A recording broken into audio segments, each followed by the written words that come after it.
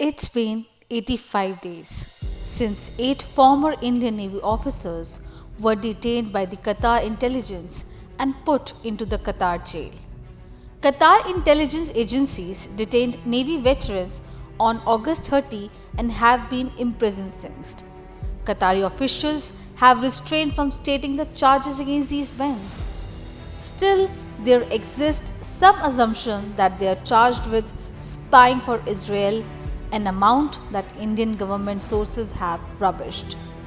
Apparently, this team has been living in Qatar for the 5 past years, but was arrested from their homes in the middle of the night without any prior notice. The company's website has also become passive since the arrest of 8 Indian Navy veterans. But is it new for Qatar?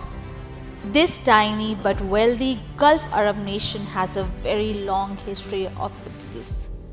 Qatar is an autocratic Islamic monarchy which became independent from Britain in 1971.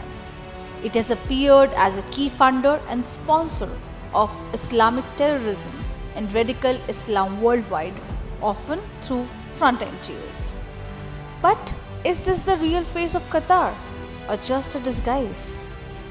According to the Business and Human Rights Source Center report published on April 1, 2022, more than 24,000 laborers suffered human rights abuses in Qatar since 2016. These cases were found during the construction of 7 of the 8 tournament stadiums built for the FIFA World Cup 2022. As per this human rights report, domestic workers in the Middle East, many of them migrants, experience abuses, including unpaid wages, excessive work hours with no rest days. And there are restrictions on leaving the household where they work. Many of them also allegedly face psychological, physical, or sexual abuse.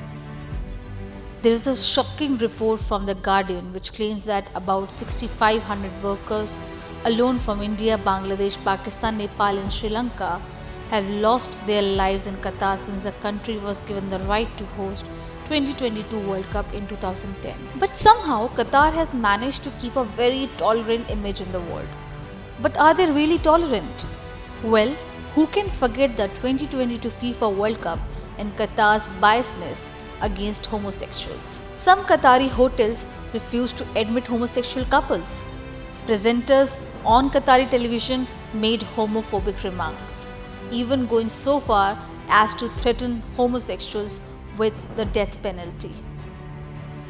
Qatar's World Cup ambassador and former international player Khalid Salman, in an interview with Germany's ZDF public broadcaster, said that being gay was haram, meaning forbidden, and a damage in the mind. Salman's suggestions were harmful and wrong, but still the Qatari government never rejected his statement. It is absolutely correct that public displays of homosexuality are criminalized in Qatar. According to Article 296 of the Qatari Penal Code, leading, instigating, or seducing a male in any way to commit sodomy or dissipation is punishable by no less than 1 year in prison. Human Rights Watch have been highlighting massive human rights abuses in Qatar for years. The rights organization even reported on LGBTQ people in Qatar who had been abused in prisons. Qatar is just playing a double game.